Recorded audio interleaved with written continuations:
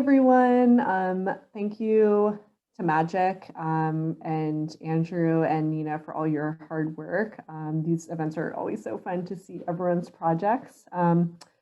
My name's Kat. I'm a fifth year PhD student at UC Santa Cruz. I'm studying marine ecology.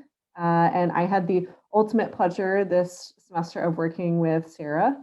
Sarah is probably one of the most mature young women I've ever had the opportunity to work with before.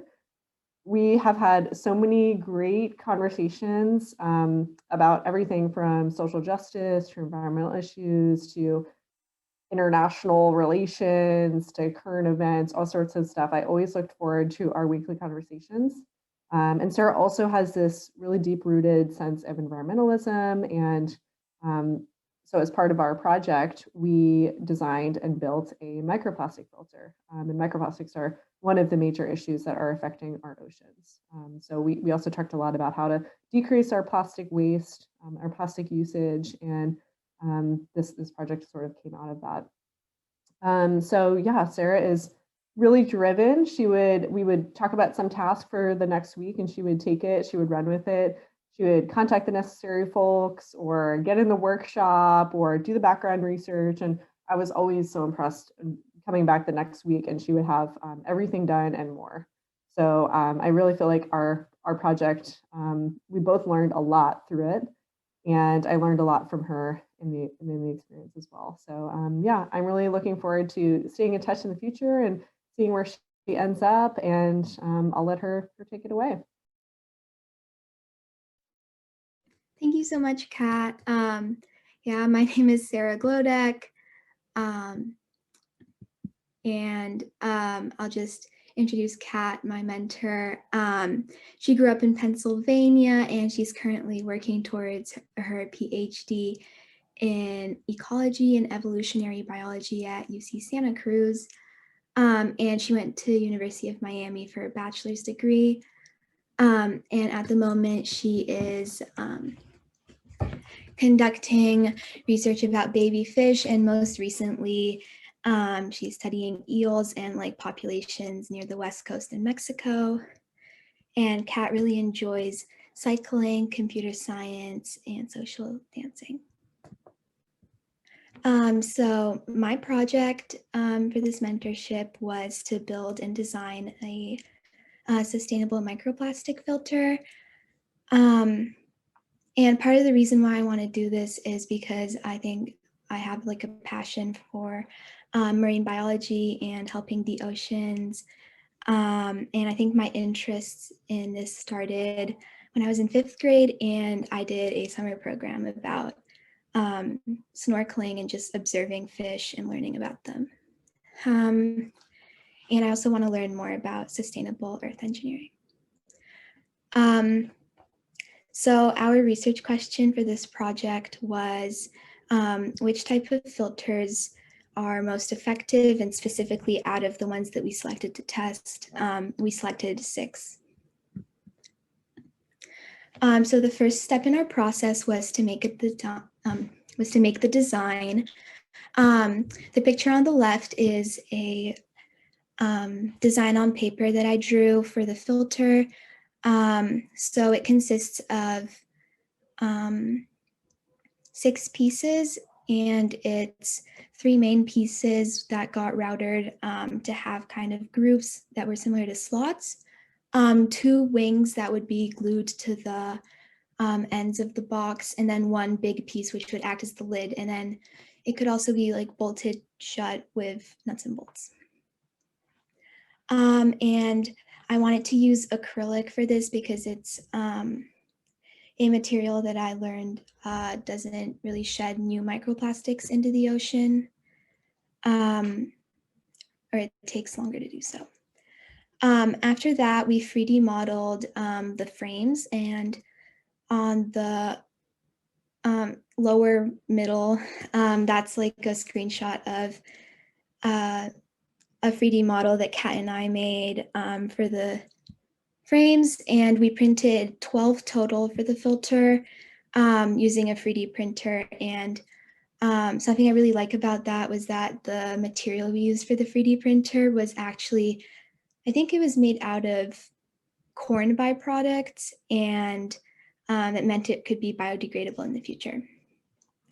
On the bottom right, there's a picture of Kat routing the pieces of acrylic in order to make the slots.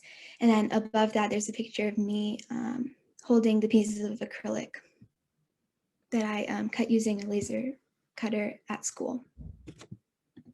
So the second step in the process was to actually assemble the pieces and the whole filters. So what we did first was, after I got all the acrylic pieces cut, we glued them together using clear epoxy in just in the same way that I drew in the plan. And then we selected 6 different types of materials, and we tried to get kind of a variety so that they weren't all very similar, so that we could see how different filters, just how they work.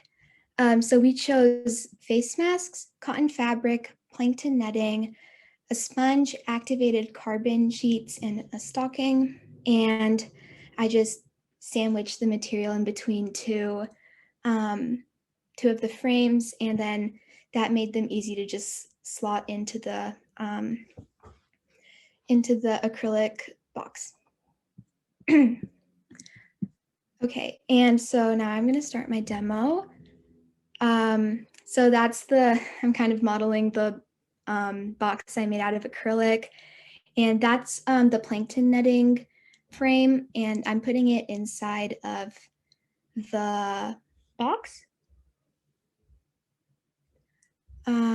And then I'm gonna put the lid on it, and I'm gonna put the nuts and bolts in to make it just secure, so that none of the microplastics that get caught fall out, and so that the filter itself doesn't fall out.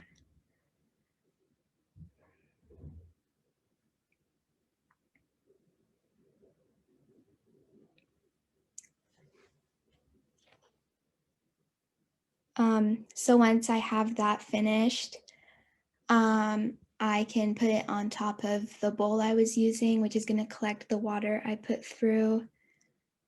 And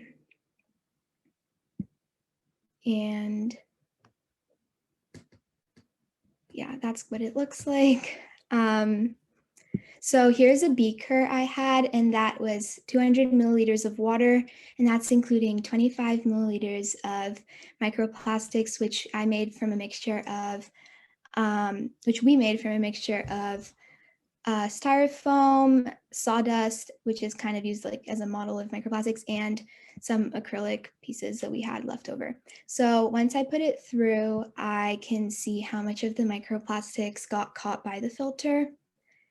And I'm actually going to be adding 200 more millimeters just to make sure that there's not microplastics left on the cup, so that it's a fair trial.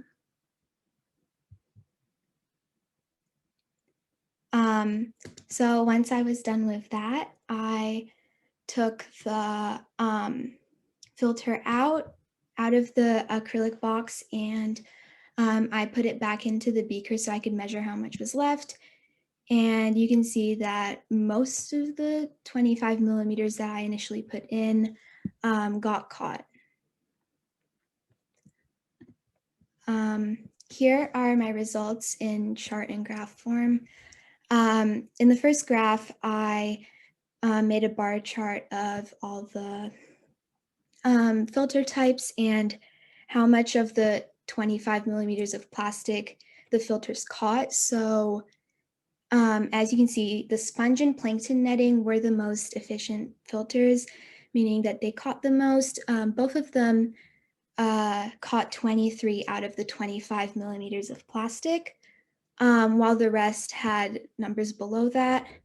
And in order to choose one best filter, I am choosing plankton netting as kind of the winner of this challenge, because when you take time into consideration, it took longer for water to pass through the sponge than it did for plankton netting. And I think in more of like a real world scenario where it's like in a moving body of water in the ocean. I think it should be going through at a faster pace just so nothing gets clogged and it's not like disrupting any of like the currents. So overall, plankton netting won as the most efficient and effective filter. And for some future exploration, I would love to see if layering the filters could increase efficiency and like which of the filter combinations work best. I would love to see like plankton netting together with the sponge to see if maybe that could get closer to 25 millimeters of the plastic compared to 23.